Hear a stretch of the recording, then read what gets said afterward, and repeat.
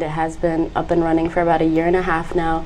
From our last conversation here on this show, how has Tigray Action Committee progressed in the meantime? Yeah, last time we came, I think it was maybe a while ago. It was in the winter last year. Winter, yep. Yeah, and so since then, really our goal has been the same, making sure the world knows what's happening, taking action to do anything we can to help stop the genocide. Since we last came, our biggest really initiatives have been around getting the U.S. government to do more to help end the genocide.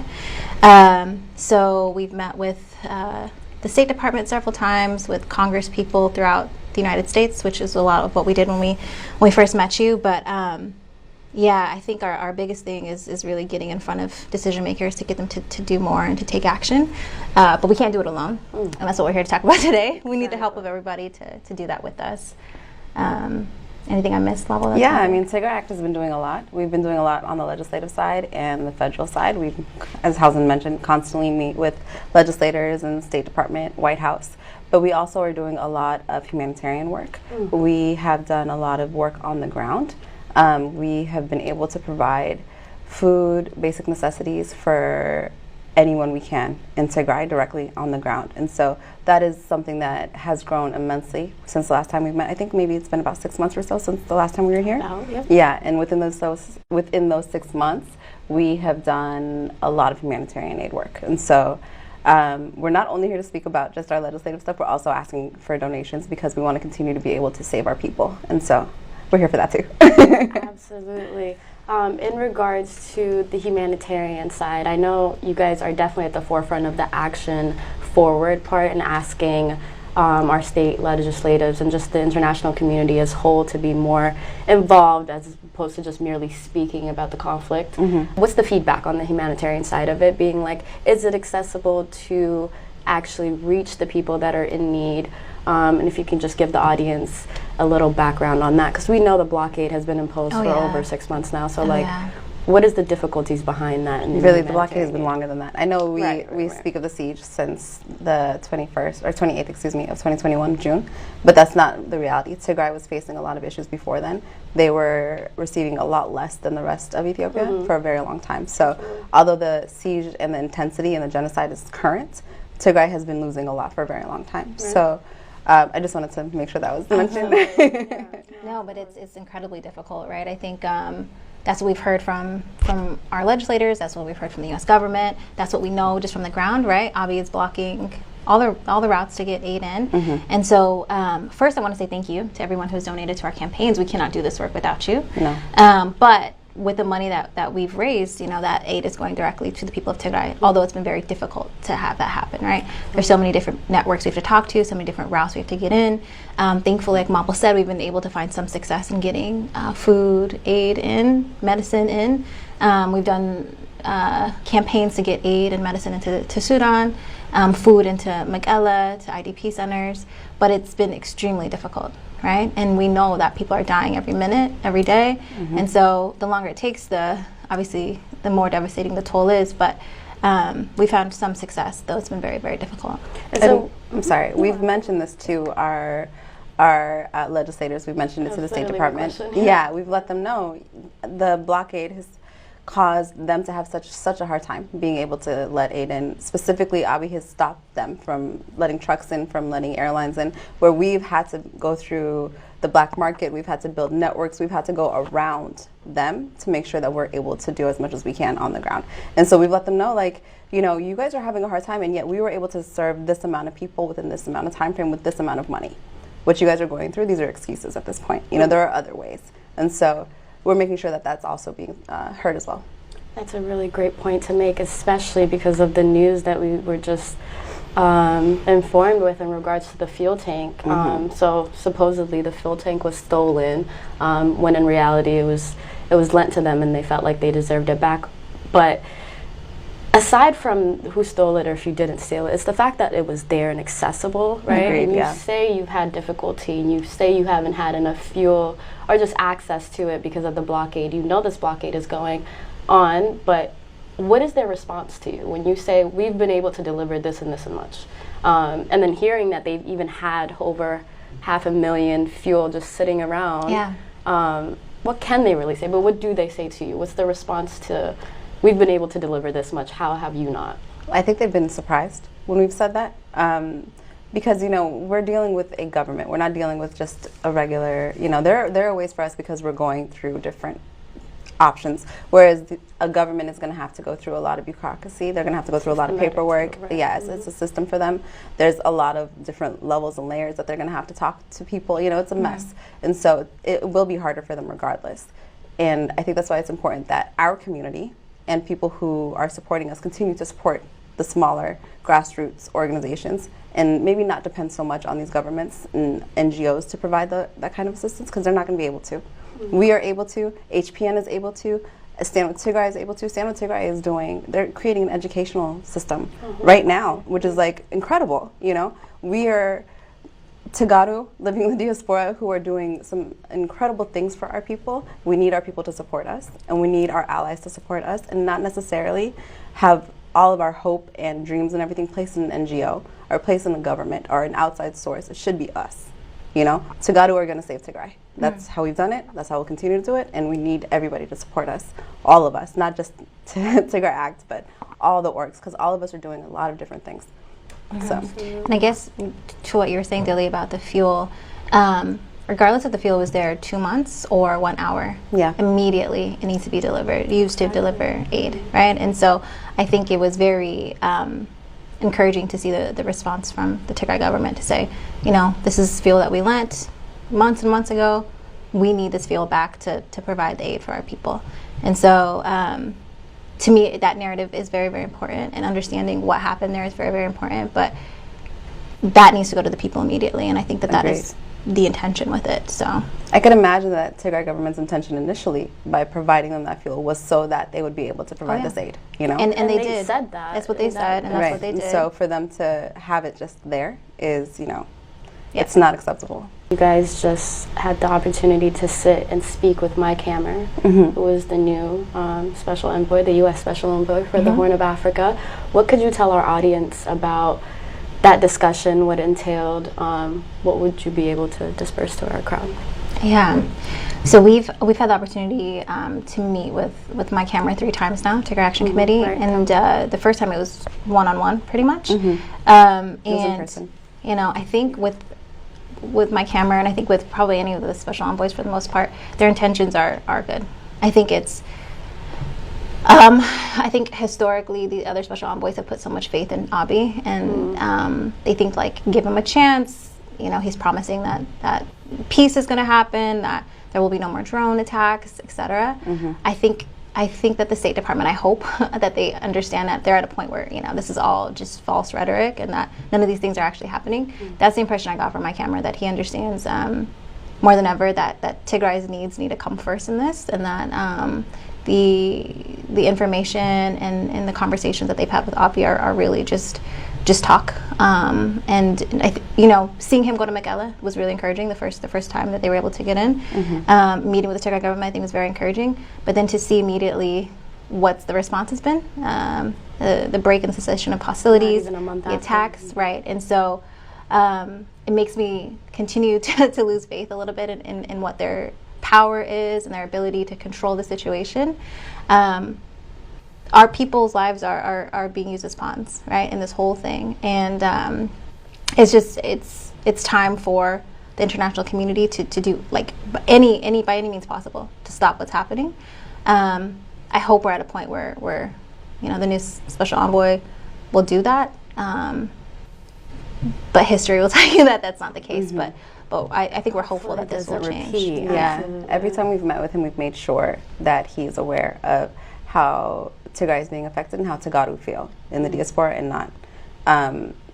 The last time we met, it was a smaller group of people. The first time we met was one-on-one. It was very, very, very, like, maybe 4 of us. But the last meeting we had, he was giving us a briefing on his experience going to Mekelle, going to Ethiopia, and all of those things. There were other diaspora members, Ethiopian diaspora members, and there was other Tagaru orgs there as well. Could you elaborate on that? What was his experience in Tigray? So he at one point he had apologized for doing some touristic things and eating food and hanging out with, musicians, and he was like, you guys have to allow me that is a part of Ethiopian culture. And they're so welcoming what have you. in Tigray as well. It's kind of hard to not involve yourself in that as well. No, exactly. In Ethiopia too. It wasn't just in Tigray for him. So he did apologize for that, but that's not something to apologize for. He just mentioned the experience. He explained that he had conversations with Tigray government and leadership, which they let us know just a few days ago. They explained the process of the conversations they had with them. Right. And he seems to have had a good time. But I made sure I had a moment where I was able to let him know how the diaspora was feeling. And I said we were anxious. We were feeling very nervous because it was war talk. There was a lot of war talk happening. And we want peace. We want our people to survive. We want there to be a Tigray tomorrow, today and tomorrow, forever. And so through that will be, a sustainable Tigray is through peace. A peaceful Tigray is a sustainable Tigray. There'll be a future for us. We can't constantly be dying, right? And so I stated that, and I said, we want peace, but we're hearing war. And so your confidence in speaking about peace, how can you be confident? Can you explain your confidence? Can you share your confidence? Because you're confident with us. We understand. You're telling me that I feel confident about negotiations and peace talks, but the diaspora doesn't hear that. The rest of Tigray is not hearing that. Can you share that? And so for us to be, about 2 weeks out from that meeting here today, and our people are being bombed, our children are dying today. Today we hear about what's happening in Mekelle. This is outrageous, and it's unacceptable. So we're going to continue meeting with him. We're going to continue meeting with the State Department, making sure that Tigray's voice is heard. We are not voiceless. Our people are not voiceless. We are speaking up for them. Absolutely. I feel like that's a great transition to just speak about how for several months now we've been hopeful, but very cautious in regards to these peace talks that, quote-unquote peace talks that have been held. But in our gut, we knew it was a stall tactic, right? We tried to not acknowledge it just in the hopes of positive attitude or whatever it may be. But on the 24th, it was proven to have been stall tactics when they just started a full-fledged offensive again. So how vital is it that the international take immediate action, and how can our community, as well as our allies, help organizations such as Tigray Action Committee and others to make sure they hold them accountable to do so? I think that I think that from what you're saying, I think on Abi's side it was stall tactics, and I think on Tigray's side it was true, intentional. It's an important right. Yeah, to make, the desire was peace, and I think that the preconditions for negotiations were so basic, right?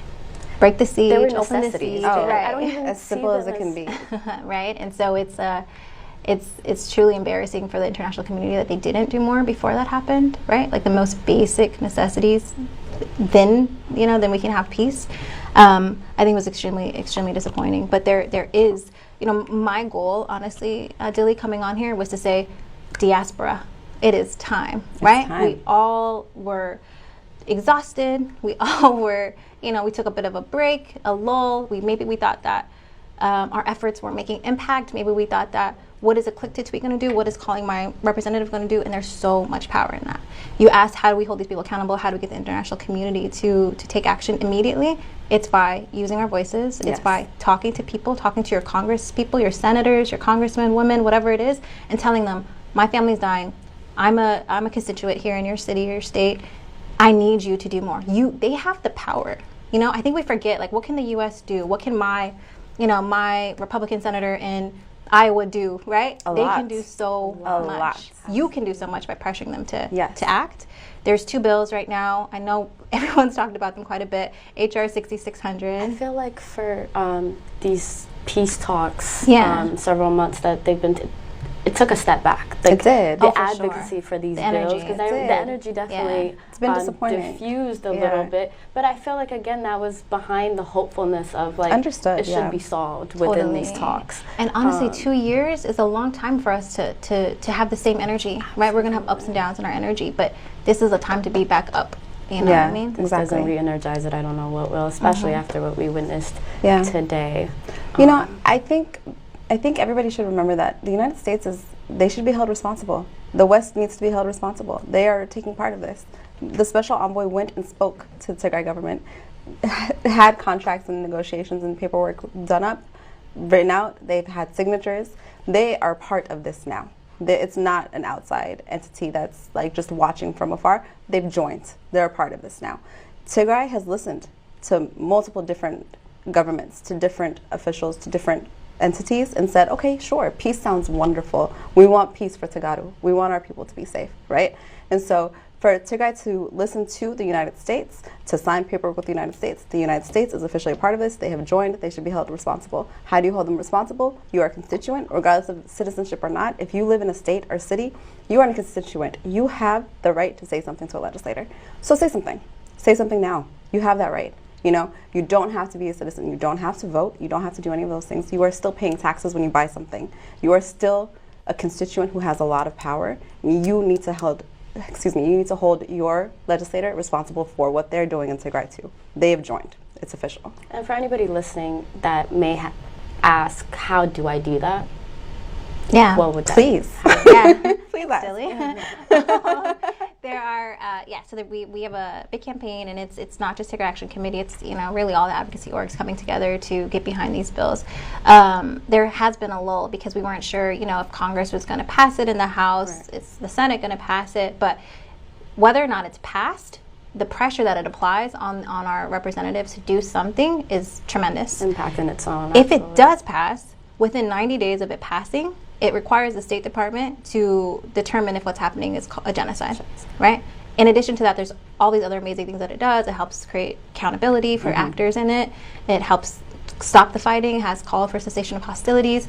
It's pretty incredible. So there's two bills, HR 6600 and S3199. They've been rebranded to be called the Ethiopian Peace Bills. And so you might see them kind of in both ways. But the way to get involved and to participate, you can go to our website, tigrayactioncommittee.com. We have a section for bills. Stand with Tigray also has a section for their bills. And then all the other orgs will start adding it to their websites as well. We hope. It's quite easy. You take 2 minutes. So simple. You click the link, you fill out your information, and immediately goes to your representatives. And so it truly takes 2 minutes to take immediate action for Tigray.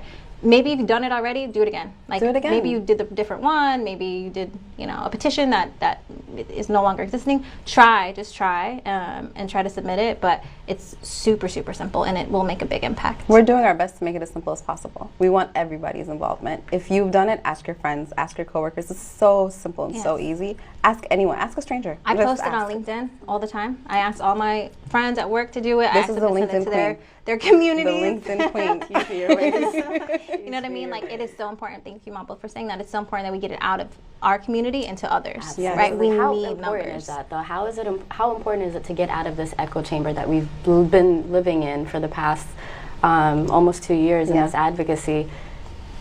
It's immensely important. It's right. As vital as it can get. If we are just continuing to talk to each other, what is that going to do? Who's that going to help? It's not going to help me if I'm constantly talking to Hawzien.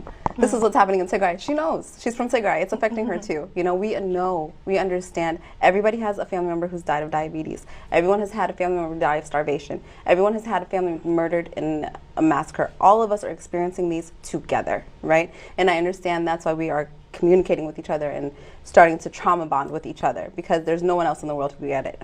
But we need other people. Maybe they won't understand. Maybe they won't feel what we feel, but we need other people to care. We need other people to do the work as well. It is not just us. No genocide has ended with just one person. Do you know what I mean? When the Jews were going through the Holocaust, they had allies.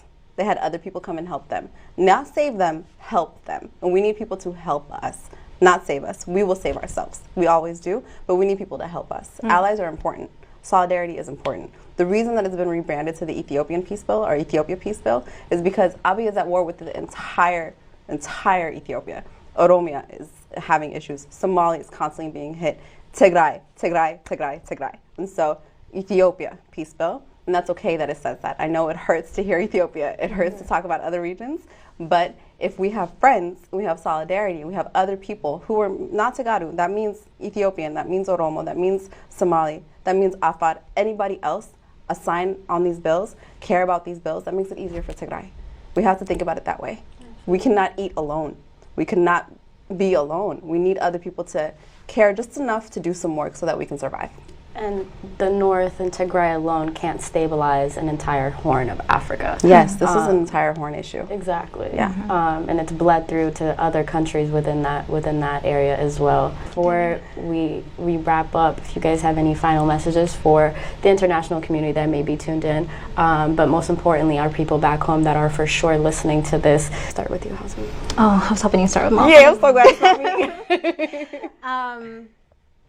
Yeah, you know, I feel like the message for the international community versus our people are so different. You know, to the absolutely. Yeah, to the and international. they come from different parts of our Exactly. from our heart. So. Right. Yeah, I think for you know, just kind of the average person within the international community, it would be to join us. We, like Maebel said, we need your allyship.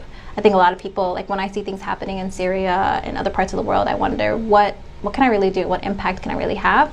And I don't take the time to take additional steps that I probably should as a human in this world. But I would I would not act through my action. You know, I would ask you to please join us. We need you. It will make a difference. It will. So I'd ask you to please join us. For the international community, in terms of the government, the players that can have a role in this, it's time. You know, give up on Abiy. I think a lot of people had thought Abiy is the way forward, that he will change. You know, I think initially it was he's amazing, and then it was, oh, he'll change his habits. Clearly that's not happening. Please help us stop this. You have the power. International government organizations, if you watch this, please, it is time to give up on that, clearly.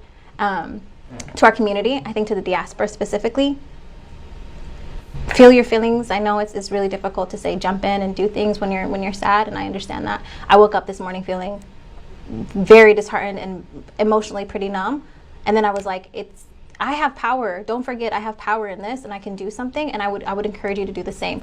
All of us have the same power, regardless of how many Twitter followers you have, regardless of what you think your influence is. You have so much power. Use it in your circles, use it to join these campaigns, use it to tell the world about what's happening. Tigray is depending on you, me, us, all of us. So please take some action and join us. Okay, so for the international community, it is time to give up on Abiy, but it's also time to give up on Isaias. He is toxic, and he will take down all of us if you allow it, and it's time to stop allowing it. To our allies and people who are with us, we thank you, and we need more of you. And tell all of your friends, because we need more. We don't have enough. Tigray doesn't have enough friends. We need more and more and more and more. We can never have enough friends. To our people back home, I'm so proud of you. You guys are amazing. You make me want to be the best I can be. You guys are superheroes. Like, there's no one like Tigray. You guys are absolutely amazing. I'm so proud. I'm so grateful. I love you. Hi, Dad. Hi, entire family. I hope you guys are watching. God willing, you are. And then to the diaspora, it's time to get back up. Wake up. Wake up. It's time to go. Dilly, can I say one more thing to people back home? Absolutely, please do. I would just say we haven't given up on you. Never. Like, we're here, we're fighting. You're not alone. We'll continue to use our voice in any way we can. We understand we have a different privilege, and that it's our responsibility to use it. But you're not forgotten. Never. Ever. So stay fighting. We got this. Tigray tasir. Tigray tasir.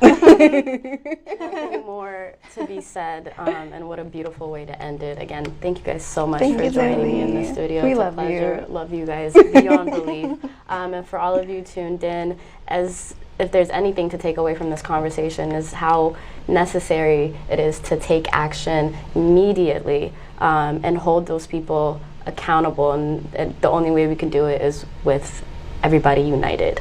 And so visit Tigray Action Committee and all of the other organizations that are helping facilitate to make sure these bills are heard and, God willing, passed. And so again, TigrayActionCommittee.com. And then, you know, the steps are there for you. And it's easiest. Hawzien said 2 minutes. It literally takes 2 minutes out of your day. And you can even take that extra 3 minutes and make it a 5 to pass it on to the person right next to you. Oh, that's right. That's yes. beautiful. So, on that note, thank you guys for tuning in. Have a great time.